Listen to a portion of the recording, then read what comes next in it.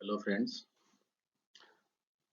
आज हम लोग बजट प्रपोजल जो जीएसटी पे आई है उसकी पार्ट 2 डिस्कस करेंगे। पार्ट 1 हमने पहले ही डिस्कस कर लिया था और उसकी वीडियो भी अपलोडेड है। आई होप आप लोगों ने उसको देखा होगा। आइए पार्ट 2 डिस्कस करते हैं। पार्ट 1 में हमने इनपुट टैक्स क्रेडिट के बारे में डिस्कस किया था और पार्ट 2 में हम अदर चेंजेस जो जीएसटी में और भी चेंजेस आ रखे हैं उसको डिस्कशन करने जा रहे हैं। पार्ट 2 में जो मेजर चेंजेस आए हैं अगर उसके इम्पेक्ट देखें तो 3 मेजर चेंजेस आई हैं। एक तो इन्होंने टाइम लिमिट को एक्सटेंड कर दिया, जो पहले सितंबर तक हुआ करती थी अब नवंबर कर दिया है। हम देखेंगे आगे किन किन केसेस में हुआ है। रिफंड के कुछ प्रोविजंस हैं उसमें चेंजेस आए हैं और साथ ही साथ टीसीएस पे लेट फी लेविएबल कर दिया इन्होंने।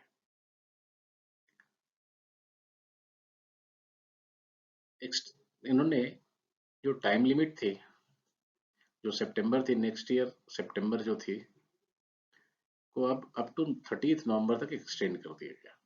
मतलब समझिए 2 महीने इन्होंने ज़्यादा एक्सटेंड कर दिया।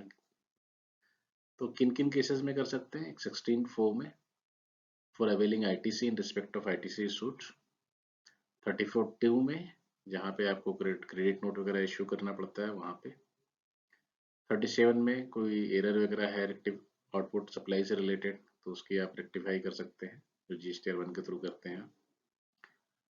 सेक्शन 39 में जो रिटर्न फर्निश हुई अंडर सेक्शन 39 उस पे, सेक्शन 52 में जो भी स्टेटमेंट है हमने फाइल किया हुआ अंडर जीएसटीआर 8 तो उसमें आप रेक्टिफाई कर सकते हैं। तो मेजर इम्पैक्ट जो 30 नवंबर तक का इन्होंने टाइम एक्सटेंड किया है इन 5 सेक्शन के थ्रू हुआ है। अब आगे देखते हैं। एक सूम ऑटो कैंसिलेशन ऑफ रजिस्ट्रेशन का इन्होंने अमेंड किया हुआ है, जहाँ पे बेसिकली इन्होंने 2 पार्ट में बांटा है। पहला का प्रोविजन कंपोजिशन स्कीम के लिए है, दूसरा अदर देन कंपोजिशन स्कीम के लिए है। कंपोजिशन स्कीम में ये बोलते हैं कि अगर आपने 3 महीने से ज़्यादा का रिटर्न नहीं भरा,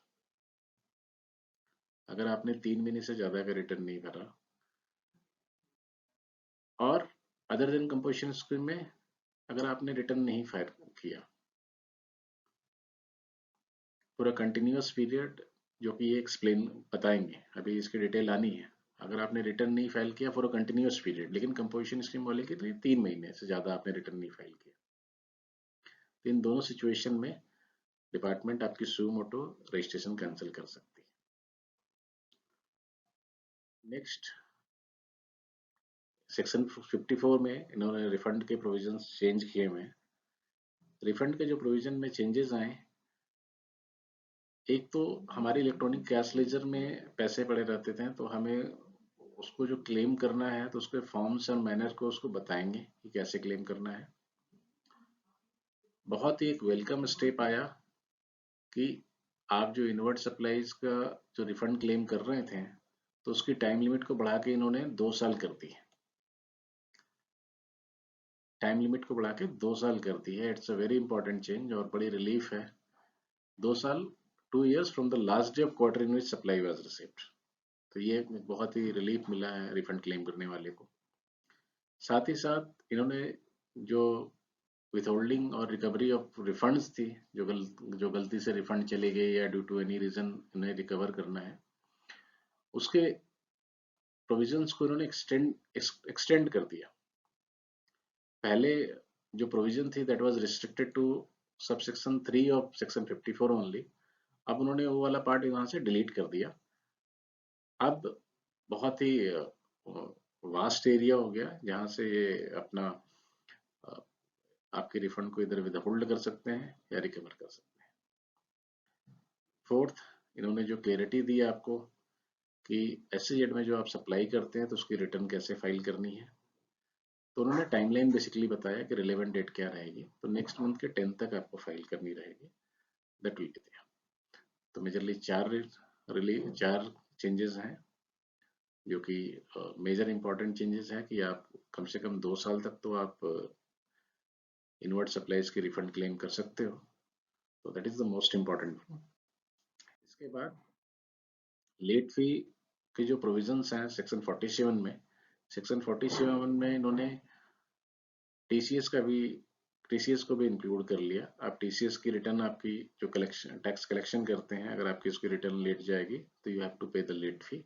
साथ ही साथ सेक्शन 38 जो कि जिसपे पहले लेट फी लगती थी, यहाँ पे इनवर्ड सप्लाई से रिलेटेड है, तो उसको वहां से इन्होंने हटा दिया।